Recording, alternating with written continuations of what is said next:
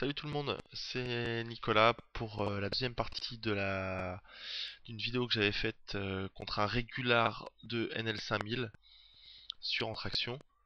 Euh, je vais vous rappeler le contexte de ce match.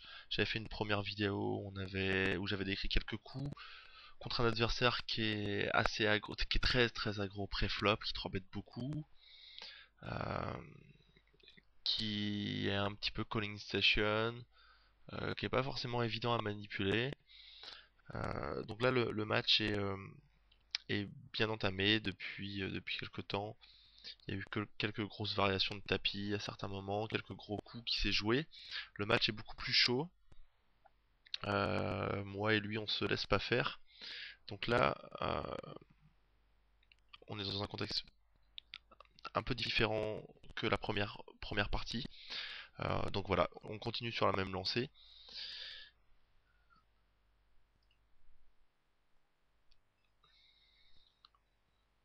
Donc j'ai paire de 8 à gauche. Je... Le jeu normal, c'est quand même de call plutôt que de 4-bet. À droite, c'est une main que j'aime bien check raise. J'ai une gutshot plus une overcard. Bon, j'ai décidé de just call. Je peux bluffer. En cas de check-check, je pourrais bluffer la river.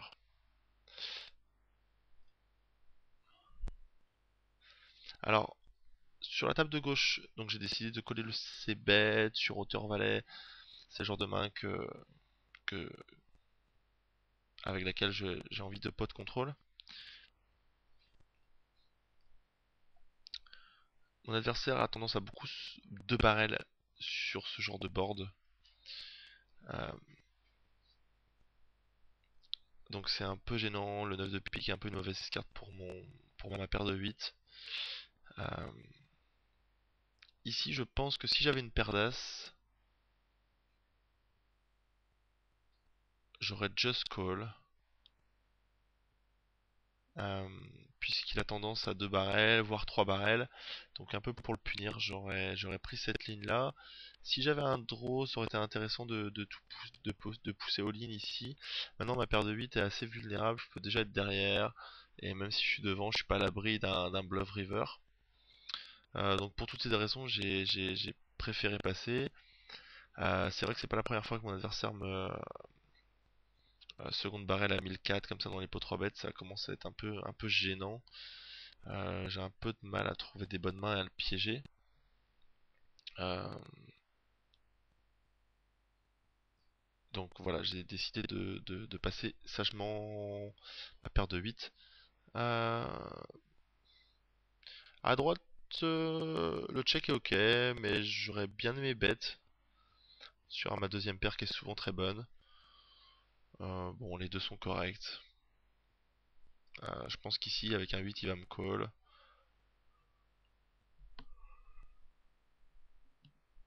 Et il peut toucher, pardon, il peut toucher un 9, improbable avec sûrement un moins bon kicker, donc bon.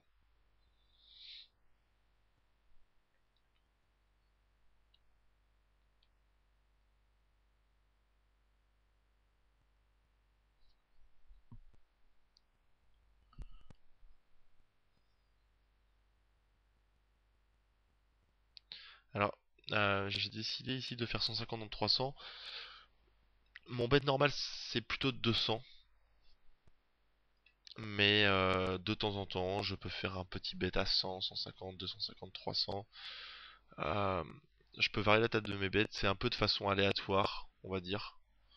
J'ai pas vraiment de ligne par rapport à ça. En tout cas, moi je pense qu'au poker c'est important de varier ses bet sizing de temps en temps, euh, sans aucune raison particulière. Je pense que ça peut être qu'à votre avantage puisque ça vous fait poser à l'adversaire pas mal de questions. Il va essayer de comprendre pourquoi à tel moment vous avez fait ce bet là plutôt qu'un autre.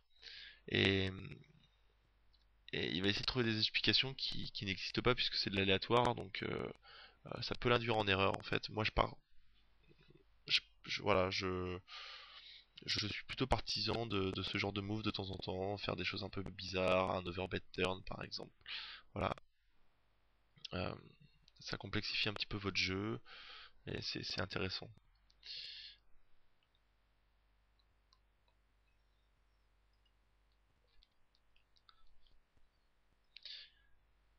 J'ai touché un bon flop avec As-10. Euh, on est à plus de 100 BB deep. Je pourrais raise ici, mais il n'y a pas énormément de value à prendre, c'est un peu problématique. Bon, faut savoir que comme il 3-bet beaucoup, a priori il 3-bet n'importe quel as. Donc mon kicker 10 est souvent bon. Euh, voilà, maintenant je peux être battu par quand même pas mal de mains au flop, donc c'est pas facile de raise et de stack off avec. Je me vois mal raise pour fold. Euh, donc j'ai décidé de pot control ici. La doublette du valet est pas une excellente carte. Puis comme je le disais, euh, mon kicker est souvent bon ici par rapport à tout ce qu'il peut avoir. Donc je préfère une brique comme un 2. Euh, Comme ça, mon kicker est encore en jeu, ça me permet d'être devant contre tous les petits as. Alors que là, je ne le suis plus puisque ça fait split. Euh, si mon adversaire check, je vais bet. Euh, bon, je pourrais check la turn, je sais pas. Les deux sont possibles. Les deux sont intéressantes.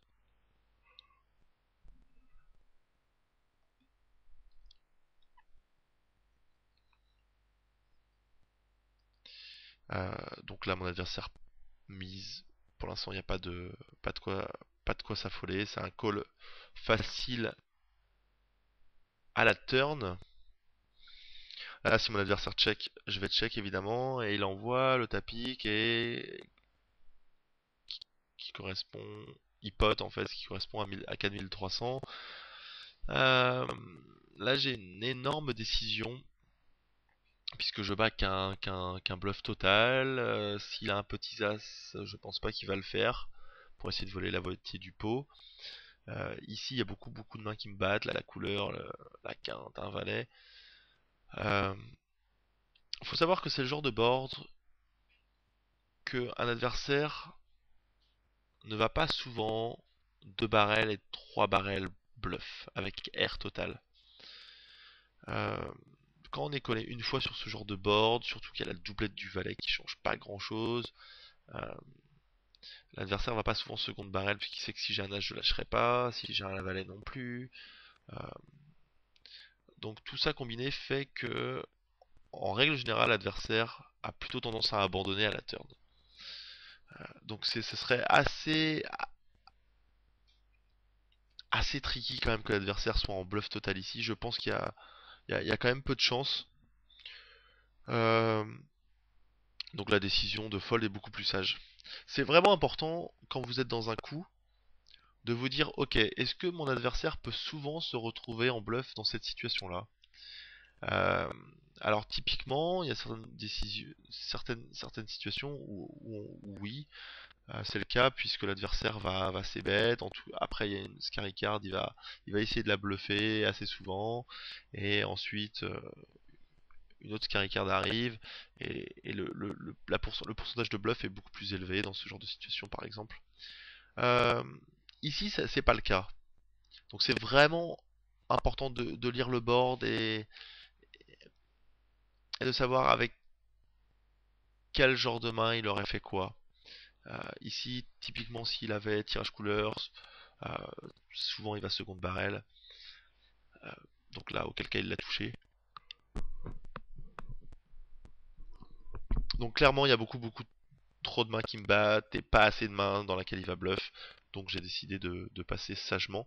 Je me rappelle que ça m'était traversé l'esprit de call ici, mais maintenant je revois la main, c'est assez horrible de call, hein. Ouais, c'est assez horrible de call ici, je pense.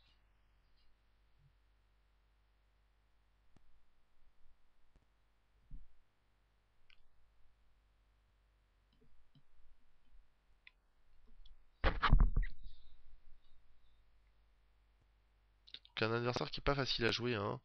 Euh, Son jeu pré-flop est à désirer, mais bon, ça fait partie de sa stratégie globale de jeu. Voilà. Alors à droite, le fameux tirage couleur avec une overcard, qui est une très très bonne main, avec une très bonne équité. Euh,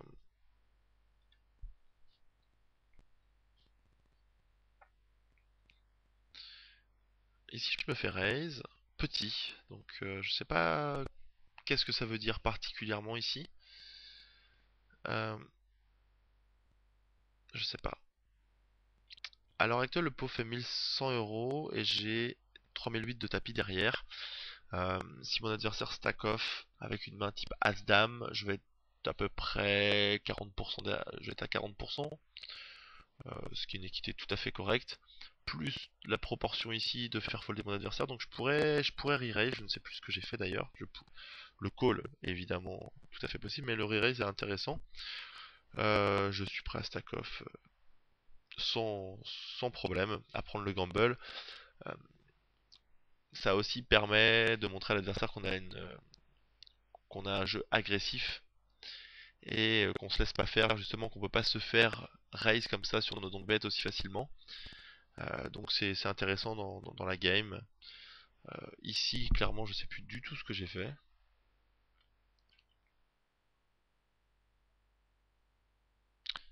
J'ai just call. Pourquoi pas? J'ai pris une des plus mauvaises cartes du deck. Là, si mon adversaire seconde barrel,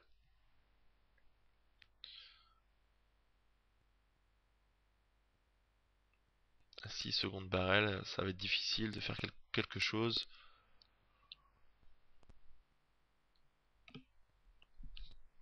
Ça va être difficile puisque si mon adversaire a une dame, euh, bah mon roi ne joue, je- ça m'enlève 3 outs pour la top pair. Et en plus de ça, il y a une carte cachée qui peut me donner full et qui peut lui donner et qui peut lui donner full et couleur à moi. Donc s'il a une main type As, Dame Valet, donc il y a un out sur mes carreaux qui sera sûrement pas bon. Donc tout ça cumulé fait que c'est vraiment gênant. De faire quelque chose à la turn. Si mon adversaire bet 1000 et que je fais tapis, il faut vraiment que j'ai un bon read comme quoi il est capable de second barrel ici en bluff. Je pense pas que c'est un board sur lequel il va faire le con. Euh, donc en tout cas, je suis plutôt content que mon adversaire check et je suis doublement content puisque j'ai trouvé ma couleur. Donc ici, bon, il faut value, hein. J'ai fait un petit value bet, il me semble, à 1100 €. J'ai hésité à check, hein. Bon, mon adversaire a fold très vite, c'est assez marrant. Il a sûrement rien du tout. Il a fait un petit bet, euh, un petit raise au flop.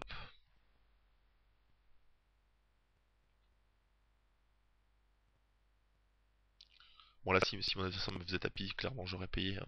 S'il a full, c'est la vie. Et j'aurais rebuy.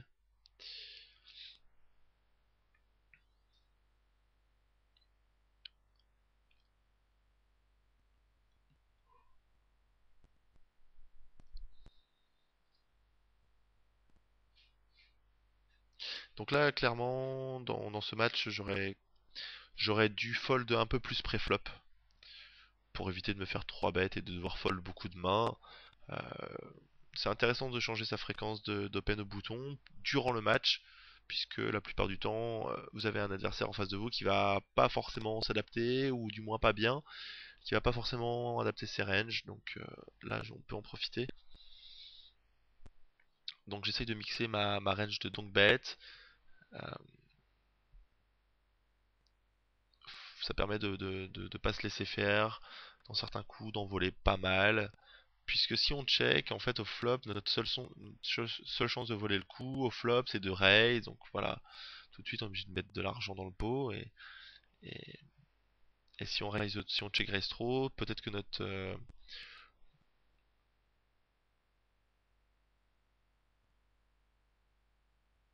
Bon, j'aurais pu bet la river évidemment.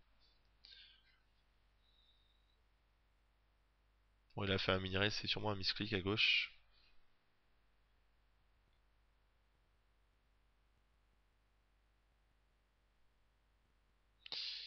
Là,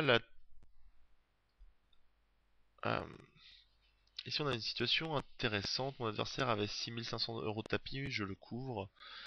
Mon adversaire bet 350 dans 500. Euh, Ici, clairement, j'ai une situation très intéressante à bluffer. Puisqu'en faisant 950, mon adversaire, s'il a une main, type 9 et 8, euh, bon, il va me call évidemment, mais ce que je veux dire, c'est que c'est très difficile pour lui de raise ici, puisque s'il me revient dessus, il va se commit avec quelques mains, donc s'il a un draw, il va être obligé de stack off avec. Donc c'est un petit peu gênant. Et, euh, et puis, bon, comme on est un petit peu profond, il y a pas mal de mains avec lesquelles on n'a pas forcément envie de stack off. Type top pair, mauvais kicker, etc. Donc c'est une situation assez embarrassante où il peut pas faire grand chose. Voilà, donc il est intéressant d'abuser du raise en bluff. Là, en l'occurrence, c'est un semi-bluff, mais avec air total, ça serait intéressant de raise. Alors, ok, je représente pas forcément grand-chose, mon adversaire le sait, mais voilà, encore une fois, pour aller vérifier, il faut mettre de l'argent au milieu, et on n'a pas forcément envie toujours de vérifier, c'est pas évident à jouer, je peux aussi avoir une main. Je peux aussi avoir une main type tirage couleur sur lequel je lâcherai pas ma main. Donc, euh, bon, dans le doute, mon adversaire va plus souvent fold ici.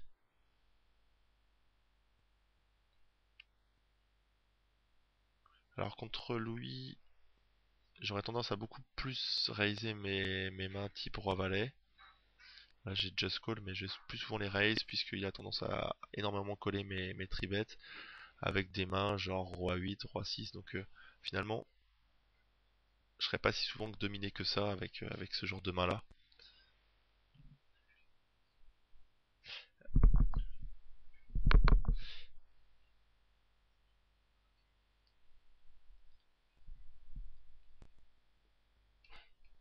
Alors,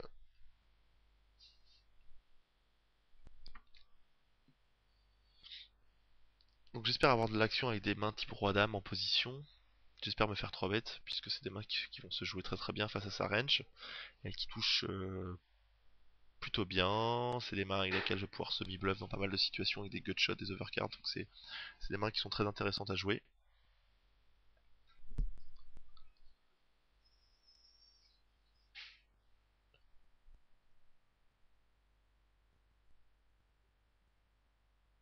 Alors Dame 9 c'est une main que je défends, et je vais souvent défendre Dame 7 et Dame 8 suited, pour information. Bon, je parle pas trop du jeu pré-flop dans cette vidéo, puisque c'est un petit peu plus avancé au niveau de la metagame. J'avais expliqué un peu plus en détail mon jeu pré-flop dans d'autres vidéos, contre des adversaires un peu plus basiques.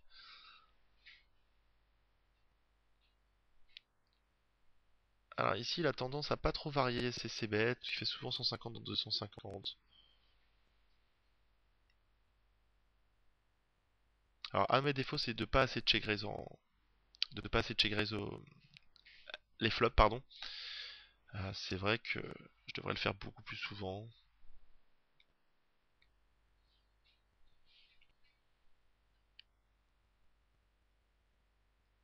Bon, j'ai encore Just que le roi valet, je me fais mentir par rapport à tout à l'heure. Alors à droite, j'ai touché un excellent flop. Donc j'ai pas beaucoup de tapis, j'ai un peu moins de 100 bébés. Je suis quasiment prêt à stack off au flop avec oui avec cette main. Euh, donc je décide de raise. Pourquoi pas? Pourquoi pas? Ce qui m'incite à raise, c'est surtout que quand je check raise sur ce flop, je représente pas grand chose. Euh, des fois, je check raise avec des mains type As2, As4. Je vais check raise beaucoup avec R et pas souvent avec une main faite type Roi-Dame, Roi-Valet. Euh, donc là, c'est intéressant de check raise, puisque c'est le genre de board que mon adversaire va pouvoir souvent float et m'arracher. Donc mon plan, c'est de raise ici, et sur une carte à la turn, je pense que je vais check, parce que je l'ai vu pas mal de temps flotter contre moi, sur mes check raise au flop. Même si j'abuse pas des check raise, mais je l'ai vu quand même pas mal souvent le faire. Donc c'est un board où le float est plutôt le bienvenu ici. Donc pour le contrer, on va employer cette ligne là. Donc c'est toujours important au poker d'employer des lignes et de savoir pourquoi on le fait, les avantages et les inconvénients.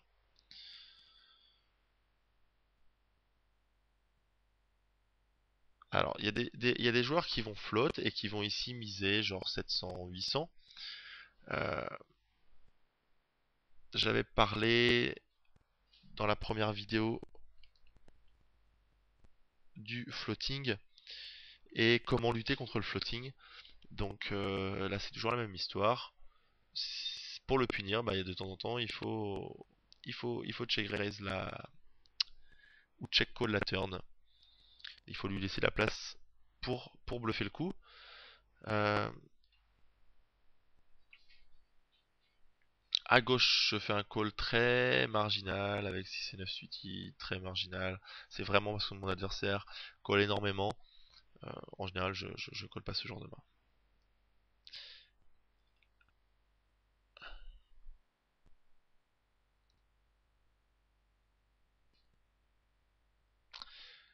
À droite, mon adversaire a misé demi-pot. Ça sera très souvent un bluff total.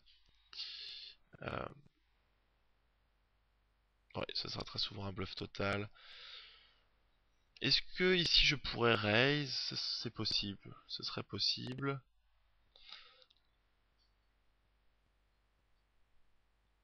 J'ai décidé d'employer une ligne défensive en espérant prendre un autre bet à la river de son floating, du moins de son floating possible.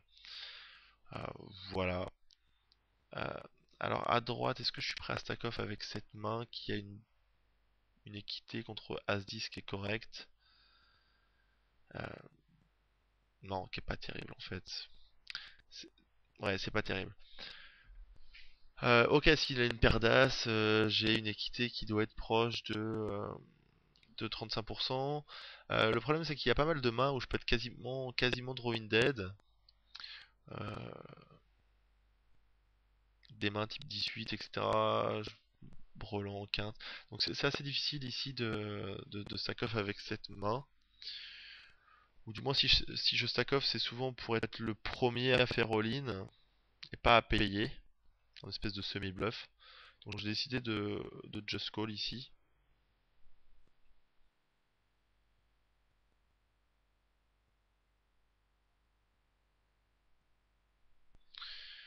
Alors, mon adversaire est quelqu'un d'assez agressif. Et je décide de check back ma... Je décide de check back ma quinte. C'est pas parce que j'ai la petite quinte et que j'ai peur de me faire revenir dessus, mais c'est pour prendre de la value à la river. J'aurais fait sûrement cette même ligne là avec un valet dans ce cas précis, puisqu'il est capable de, voilà, de bet à la river assez souvent en bluff.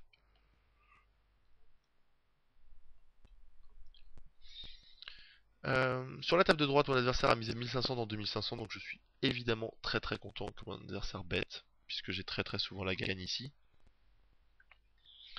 Et comme j'ai dit, je mets mon adversaire sur pas grand chose. Et je suis étonné de voir ici top pair roi 6, je suis vraiment étonné. Euh, donc il a voulu prendre de la value. Qu'est-ce que je pouvais avoir ici pour avoir check raise et check call la turn? Je sais pas. Bon, du moins il fait un... Le truc c'est que si j'ai un roi,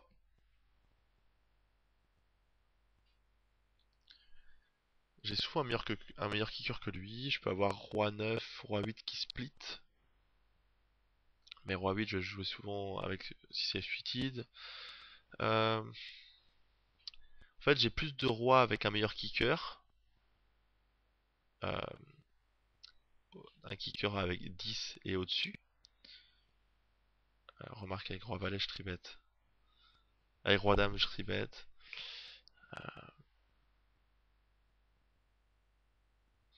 Ouais, je ne sais pas.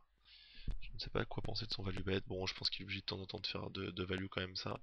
Ce sera un peu weak. Et à la gauche, mon adversaire va bet, donc je vais évidemment le snap. Je suis content qu'il me bête, puisque j'ai souvent la gagne aussi. Mais bon, cette fois-ci, il avait un valet, c'est le jeu. J'ai pris finalement la ligne qui m'a économisé le plus d'argent, par chance. Voilà. Alors, hmm, mon adversaire a assez bête, comme d'habitude, à 500 dans 800. J'ai décidé de call. J'ai des backdoor couleurs, j'ai des backdoor quintes, et j'ai une gutshot. Donc je pense qu'ici je ne peux vraiment pas passer. On est un petit peu plus profond que d'habitude. 100, 120, grosse blind deep. Euh, Mon plan ici, comme j'ai dit, mon adversaire second barrel beaucoup en bluff. Du moins, je suppose qu'il a beaucoup de bluff dans sa range. Euh, et donc, mon plan c'était de call ici et de prendre le pot si mon adversaire checkait à la turn. Et mon deuxième plan c'était d'envoyer le tapis s'il bêtait à la turn, à condition d'avoir touché soit un cœur, soit une deuxième gutshot. Donc un draw plutôt solide. Donc il aurait fait 1004 et j'aurais fait 6000 tapis avec une bonne fold equity et, euh, et une équité correcte au cas où je suis call, j'aurais eu à peu près 20%. Le problème c'est que j'ai touché aucune de ces deux cartes. Donc c'est un peu difficile de bluffer ici. J'ai décidé de passer sur son second barrel. Donc si j'avais touché un cœur, un 10, un 7 évidemment, je sais pas ce que j'aurais fait, mais j'aurais pas passé. Une dame, puisque j'ai une gutshot. Et un 8 ou un 9, je sais pas si j'aurais envoyé le tapis. Ou just call, je sais pas. En tout cas, il y avait un paquet de cartes sur lequel j'aurais pas lâché. Bon, bah là c'est pas le cas. Je fold.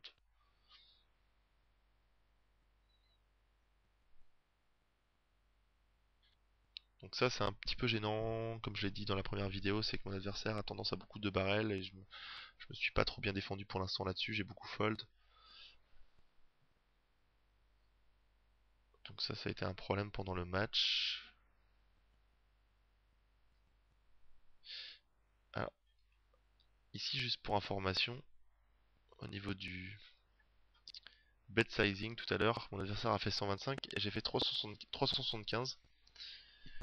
Euh, donc j'ai fait un misclick. J'ai pot via le soft. Et au lieu de faire mes 400 total, j'ai fait 375. En fait, si l'adversaire est un petit peu malin, il va savoir que j'ai fait pot et c'est l'action que je fais quand je suis au bouton. Je pot pour faire 150. En fait, suivant les softs sur lesquels vous jouez, mais il y a des fois votre adversaire fait une mise un peu bizarre et en fait vous pouvez soupçonner qu'il a misread la position ou le board, etc. Là, en l'occurrence, j'ai tribet, mais il y a de très très grandes chances que j'ai pot comme si je voulais ouvrir à 150 préflop au bouton. En l'occurrence, j'étais hors position. Donc là, finalement, mon, mon 3 bet, c'est peut-être 80% de mon range. Donc, sachant ça, mon adversaire peut souvent fort bet en bluff. Voilà, c'est des petits détails, mais de temps en temps, ça peut aider. ça peut, on peut s'adapter.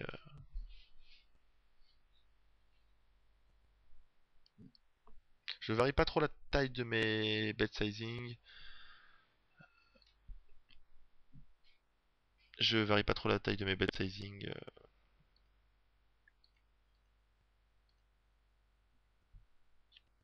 Dans les poteries bêtes, c'est peut-être une erreur. Ici, j'aime vraiment pas ce qui s'est passé. J'ai fait 500, mon adversaire a fait 1250. Il sait que je vais souvent passer. C'est un bluff assez facile. On est un petit peu profond. Si j'ai rien, c'est difficile de faire quelque chose. J'aime vraiment pas parce que j'ai l'impression de me faire marcher dessus là et de pas trouver les ressources pour le contrer. Alors peut-être que ici j'aurais pu call et donc bet la turn. Euh, bon, du coup il va falloir que je punisse ça. Je ne sais pas comment, c'est pas évident. En tout cas, j'aime pas trop comment ça se passe. Je sens que mon adversaire prend le pas sur certains coups. Euh, donc faut faire attention et rester ouvert à ce genre de coup.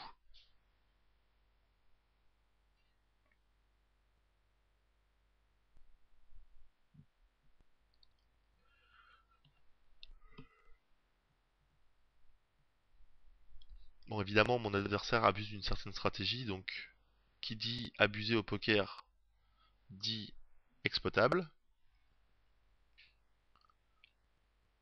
Alors encore une fois, je vais faire quelque chose que j'aime pas.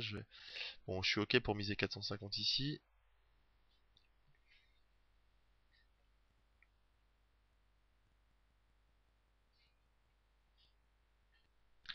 Euh, Là où je pense que je fais une erreur, c'est que je reste du second barrel sur le valet de cœur. J'ai décidé de check fold. Malheureusement. Donc dans ce heads-up, je commence à me recroqueviller sur moi, sur moi-même, dans mon jeu. C'est le défaut que j'ai quand mon adversaire est un petit peu trop agressif et que j'ai tendance à pas trop toucher de main. Ça, c'est un des défauts de mon jeu. C'est que je peux devenir un poil trop passif, sous prétexte que je veux piéger mon adversaire, etc. Mais euh, donc voilà, c'est un défaut que j'essaie de corriger dans mon jeu du mieux que je peux. Euh, Là, j'ai l'impression de me faire un petit peu malmener. Alors, c'est vrai qu'il faut dire que quand vous avez un adversaire qui est agressif et qui a tendance à essayer de voler beaucoup de coups, qui de barrel, etc., quand vous touchez pas beaucoup de cartes, c'est vrai que vous allez perdre de l'argent et que c'est difficile de vous maintenir. Maintenant, le gros inconvénient de cette stratégie-là, pour l'adversaire, c'est que quand moi je vais toucher, là il va commencer à perdre beaucoup, beaucoup plus qu'un autre joueur. Euh, et c'est là où je vais regagner de l'argent. Donc bon, c'est vrai que je me fais marcher un peu dessus, mais c'est le prix à payer pour pouvoir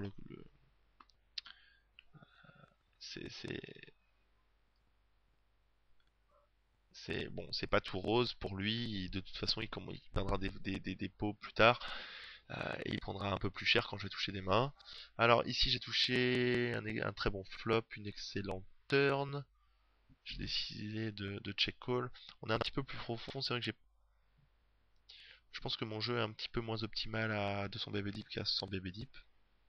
Je pense que c'est surtout par manque d'expérience à 200 BB deep. Là on l'est pas à 200 BB deep, mais voilà. Bon là ici j'ai un call assez facile. Raise, ce sera un peu spioui je pense. Le 8 de pique est vraiment une mauvaise carte. J'aurais préféré toucher un trèfle évidemment, mais euh, bon, c'est une mauvaise carte dans le sens que ça fait rentrer des quintes, etc., etc. Donc s'il avait bête,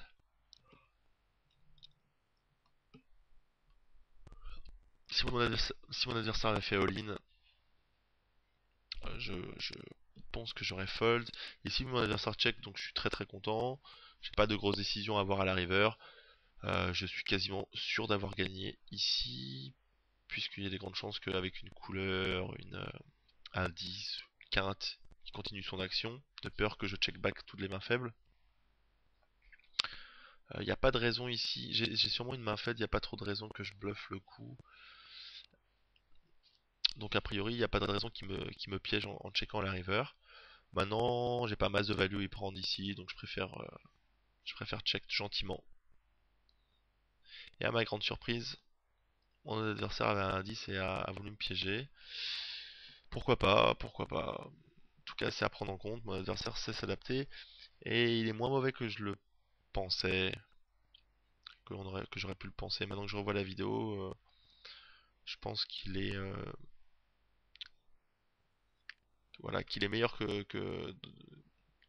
je le pensais au départ et que justement à cause de son style un peu étrange, un peu pas trop académique à certains moments, c'est vrai que j'ai eu tendance à trop le sous-estimer. Et du coup à attribuer un certain niveau de jeu qui n'était pas, qui ne l'avait pas.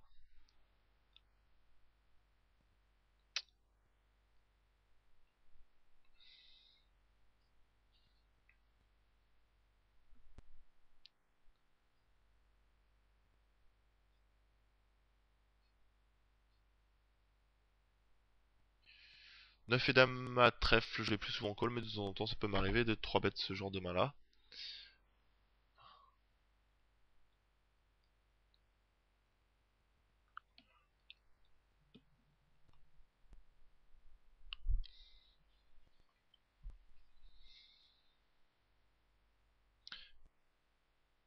Pas de coup particulier pour l'instant.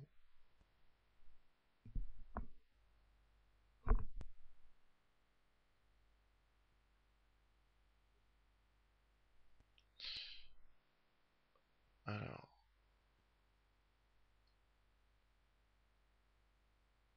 je vais avancer un petit peu.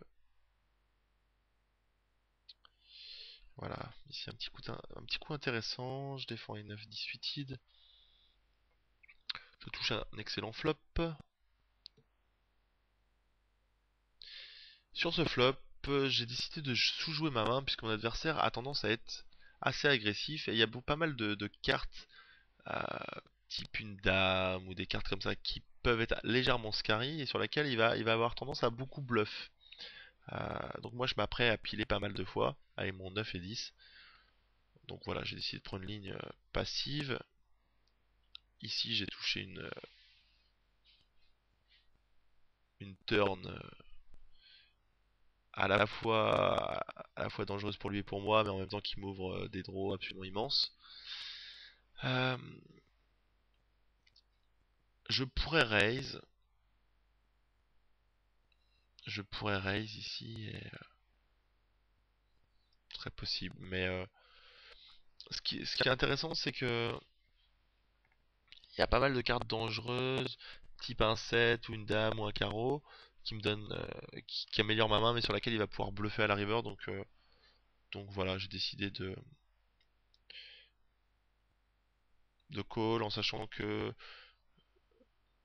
voilà, j'espère. Bon, bah, je touche la couleur backdoor, donc c'est génial. J'espère check raise all-in, check raise pardon sur ce board où je vais pas représenter quelque grand chose et sur lequel il peut me call. Donc, euh, donc voilà. Alors à droite, j'ai 3 bêtes et j'ai touché un flop juste magnifique.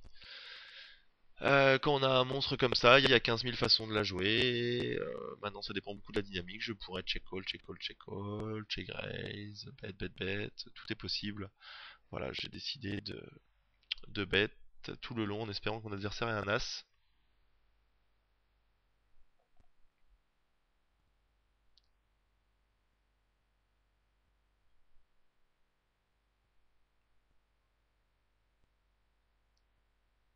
Donc là, mon adversaire m'a call.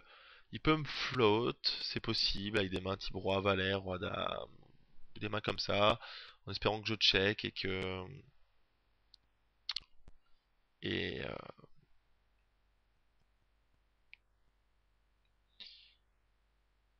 voilà, en espérant que je check la turn pour qu'il puisse me voler. Il peut avoir une paire intermédiaire, il peut avoir un as. Bon, j'ai décidé de la jouer simplement ici, de bet tout le long.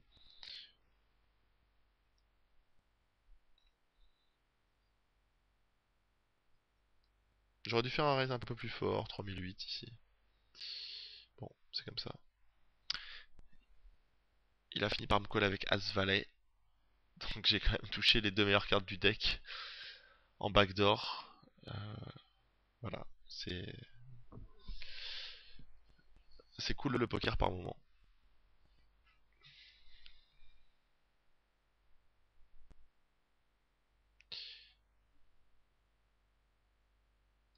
Alors, sur la table de droite, je suis toujours énorme. Il y a la couleur qui est rentrée. Bon, maintenant s'il a les piques, c'est la vie. Je ne peux pas check fold. Je pourrais check. Si, en fait je suis prêt à coller, voilà, il y a des gens qui vont se dire, euh, j'ai peur qu'il a la couleur, donc je préfère check pour induce des bluffs et prendre de la value sur des bluffs. Voilà.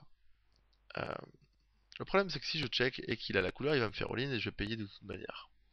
Et je prendrai pas de value sur les bluffs puisque ici il n'y a pas vraiment de bluff. Il m'a payé deux fois. Ok, au flop il peut rien avoir, mais pour payer la deuxième fois, il doit être assez solide. Donc il a au moins un as. Il y a des bonnes chances. Donc dans ces cas-là, il faut essayer de prendre de la value. Je vais perdre mon tapis s'il a les piques. Maintenant, c'est est-ce que je peux prendre son tapis euh, s'il a d'autres mains. Donc la seule façon, c'est de miser, puisque sinon il va check back pas mal de mains faibles. Donc clairement, là, faut pas avoir peur de la couleur. S'il l'a, c'est la vie. En sachant que euh, sur mon bet à la turn, il aurait peut-être fait tapis. Il aurait fait, il aurait fait Ouais, il aurait peut-être fait souvent tapis à la turn avec des piques, je sais pas dans quelle proportion, mais bon. Donc là, tapis, 1, 2, 3. C'est maintenant sûr que mon adversaire n'a pas les piques, puisqu'il m'aurait snap, sinon. Donc voilà, maintenant... euh, en fait, si vous êtes payé dans les 2 secondes, c'est pas forcément une bonne nouvelle. Maintenant, si au bout de 3 secondes vous n'êtes pas payé, bah... vous avez qu'une envie, c'est maintenant d'être payé, parce qu'on est sûr d'être devant. Voilà.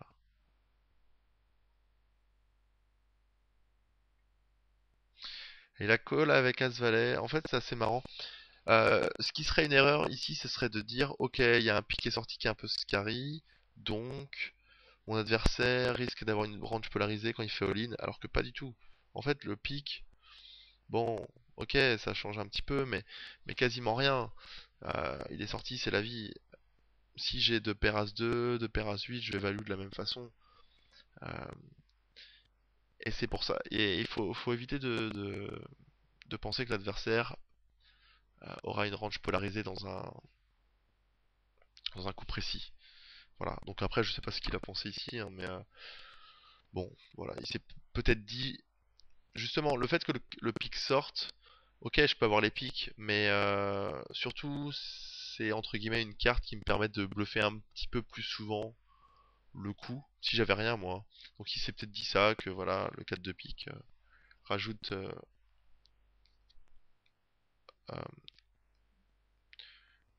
des bluffs dans sa range. Donc un petit coup heureux encore.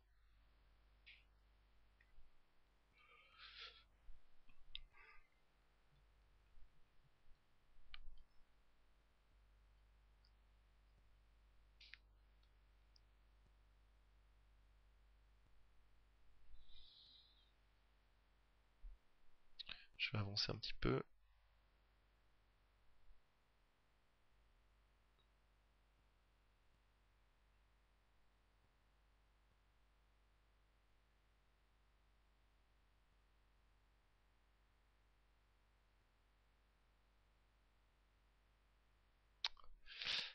Sur ce board, j'ai check raise. Il m'a call. Bon, il peut me flotte ici. Et le 8 de pique arrivé qui est pas une bonne carte. Enfin, comment dire? Si c'est une bonne carte, j'ai fait deuxième paire, mais... euh, je m'embrouille dans mes commentaires. On va dire que ça peut lui ouvrir... Il peut avoir fait quinte, il peut avoir fait deux paires. Euh, Donc ici j'ai décidé de check et de fold. C'est sûrement très weak, je sais pas. Le problème c'est qu'il y a beaucoup de cartes qui peuvent être dangereuses à la river. Un 5, un 9, un 10, valet, un as. Non, pas un as. Euh,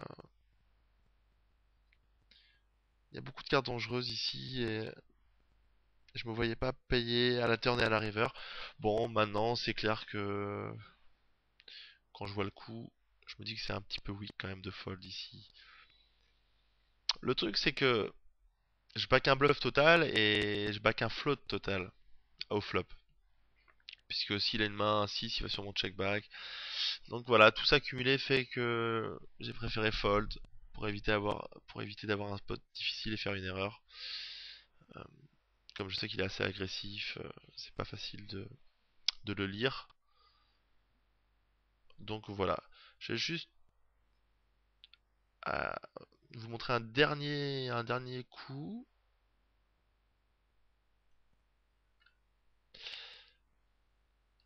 Alors à gauche, voilà, j'ai fort bet assez fort. Pour la simple et bonne raison, c'est qu'il me call. Il a call énormément mes 3 bêtes. Il a dû les call plus de 50% du temps. Pourtant, j'ai pas 4 bêtes beaucoup. Donc ça, c'est un de ses leaks, clairement. Euh,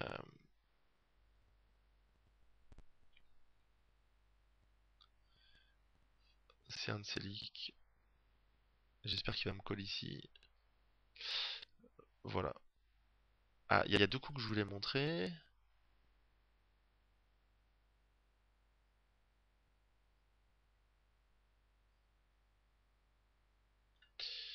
Voilà, donc je reviens en arrière dans la vidéo. Ça, c'était avant le As-Roi que je viens de forbet, là, que je viens de vous montrer. Euh, Comme j'ai dit, il call énormément mes forbets. Tout à l'heure, il m'a shove avec 9 et 10, alors que il a shove sur un de mes forbets, j'avais paire de valet, ça a tenu. Mais il a quand même il a pas souvent shove. Il a dû faire qu'une fois, il me semble. Il a pas souvent fold, il a beaucoup call, avec des mains assez étonnantes. Donc j'ai décidé de forbet pour value, pas mal de mains, As-Dame, voire même As-Valet de temps en temps. Et de jouer ma main après au flop contre sa range qui est un peu pourri. D'ailleurs à gauche là j'ai fort bet.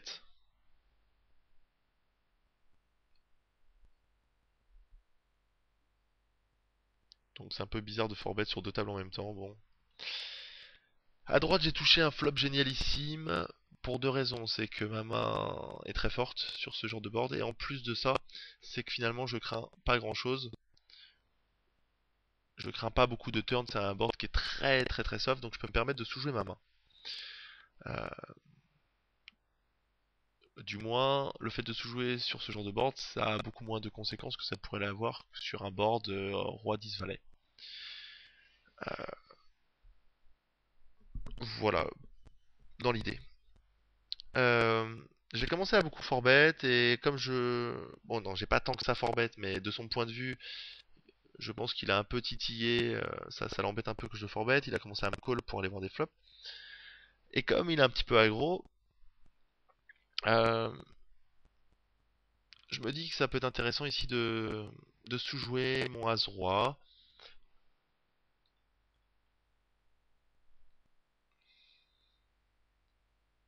Donc si une dame était arrivée, c'était une carte un petit peu plus dangereuse, mais le 4 c'est une excellente carte. Voilà, je décide de le jouer, je pars du principe que je peux représenter une main type paire de 10, paire de valet, paire de dames, et il peut vouloir m'arracher le coup à la river, donc voilà, j'espère pour ça.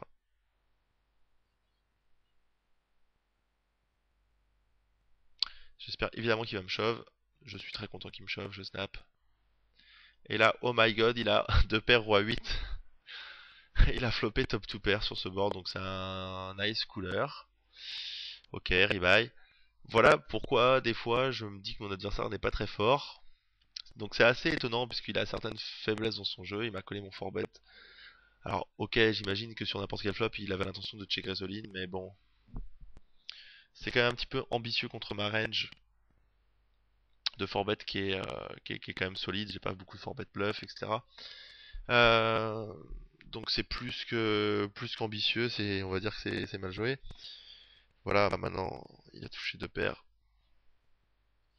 C'est la vie. Et un autre petit coup.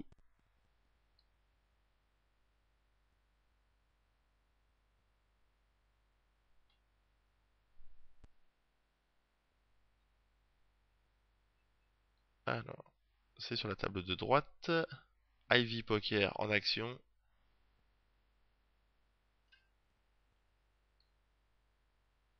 Au passage, je sais que mon pseudo est vraiment débile.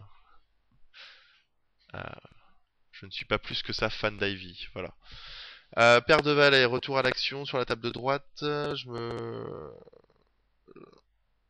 Je forbet à 400. Et mon adversaire, je tribet à 400 et mon adversaire me forbet à 1000. Donc c'est un petit forbet, en sachant qu'on est très très profond. Euh, il a pas beaucoup forbet dans le match. Attendez.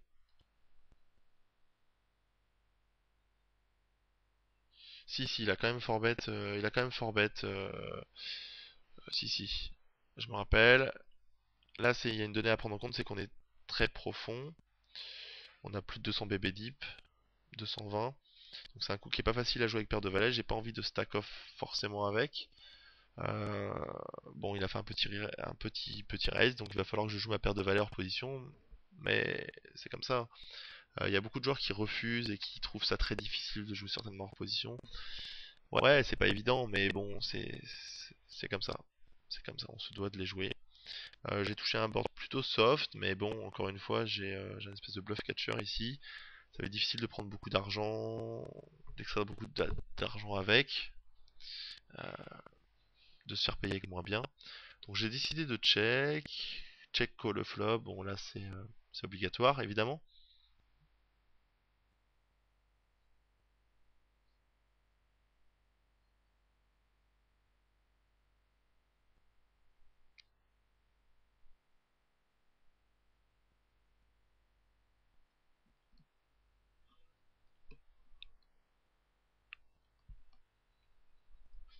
On a un très gros pot qui se construit ici.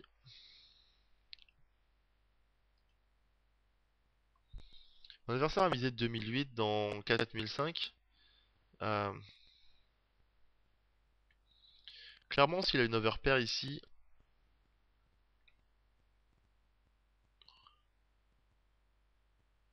euh, bon, en fait, ce qu'il faut noter ici, c'est qu'il a juste misé 2008 pour se garder un bet pot river. Pas un bet pot, mais le pot fera 10 000, il lui restera 7 000, ce qui lui fera une bonne mise pour shove. Donc ça, c'est pas à négliger. Il a choisi son bet sizing de manière intelligente. Euh, Là, j'ai une décision difficile à la turn, puisque si je call, je suis pas sûr de voir l'abattage. Mon adversaire peut me toucher ou alors faire all-in et ça va être compliqué. Je vais avoir une grosse décision. Le call of flop était facile.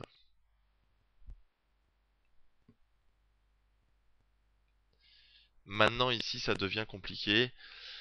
Est-ce que mon adversaire l'a ou est-ce que mon adversaire l'a pas? Est-ce qu'il a un monstre? Est-ce qu'il l'a pas? Euh, c'est compliqué à dire. Qu'est-ce qu'un monstre serait ici? Ce serait un 7 avec laquelle il a eu beaucoup de chance. Il a touché un flop magnifique. Il peut avoir paire d'as, paire de roi, paire de dame. Est-ce que As-Valet le jouerait comme ça?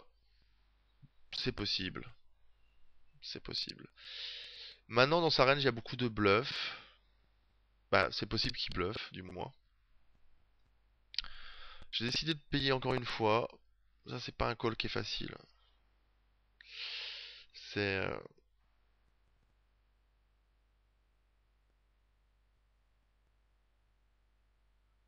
c'est pas un call qui est facile.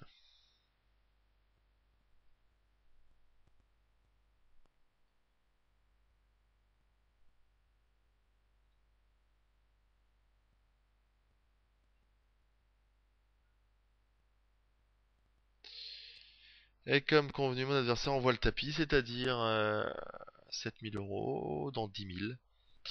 Et là, j'ai une très très très très grosse décision. Euh, je pense que mon adversaire aura pas souvent paire de 10 ici, puisque je crois pas qu'il aurait seconde barrel avec paire de 10. Il aurait sûrement check back en se disant que sa main est souvent bonne. Donc voilà, j'ai pas peur de paire de 10. Euh, je peux avoir paire de dame en main, full. Je pense pas qu'il aurait valu comme ça As-Dame. Je pense pas. Il aurait eu peur. Peut-être qu'il aurait check back. Euh, j'ai pas trop peur d'As-Dame ni droit-Dame. Bon, ça peut être dans sa range, mais pas en ayant mis de cette façon. Pré-flop, quand il 4-bet, ça peut être dans sa range, mais voilà. Bon, après, j'ai peur qu'il ait un 7 ici en main. Donc j'ai commencé à vraiment réfléchir. Au départ, j'avais envie de call les premières secondes, j'avais envie de call et j'ai réfléchi. Les 15 secondes d'après, je me souviens bien. Euh, j'ai pensé à fold sérieusement et à me dire que c'était sans doute la meilleure décision. Euh, et finalement, ce qui m'a fait payer, c'est que j'ai éliminé. Alors, est-ce que j'ai raison ou est-ce que j'ai tort? Je sais pas. Seul mon adversaire le saurait, mais j'ai éliminé deux mains dans sa range. Du moins trois mains dans sa range qui pourraient value ici. Ces trois mains, c'est paire d'as, paire de roi, paire de dame. Pour la simple et bonne raison, c'est que mon adversaire a fort bet tout petit alors qu'on est profond. S'il avait les as, je pense pas qu'il aurait mini raise de cette façon. Il aurait voulu construire le pot, il aurait fait quelque chose d'un peu plus décent. J'ai fait 400, il aurait peut-être fait 1002, quelque chose comme ça. Donc, alors voilà, maintenant c'est un rythme que j'ai sur lui.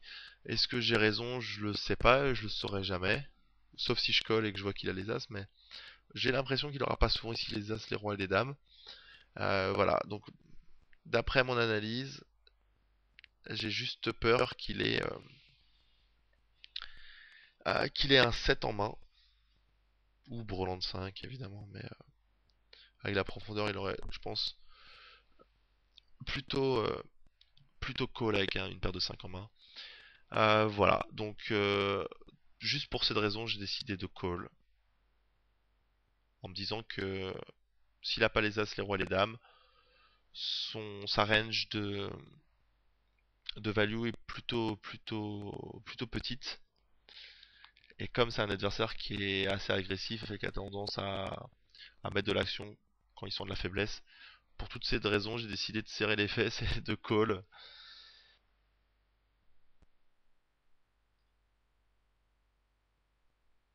Et là, quand il show 9 et 6 dans le pot à 24 000 euros, ça fait toujours plaisir. Ça fait toujours plaisir.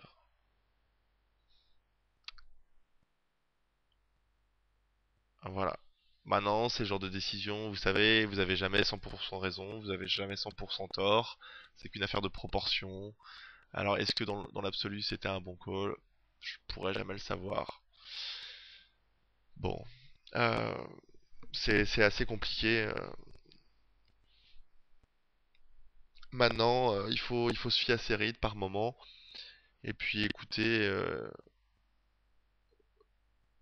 voilà. Et il faut se laisser guider de temps en temps par son instinct quand techniquement vous pouvez pas décider d'un côté ou de l'autre. Voilà, faut essayer de vous rappeler de certaines choses.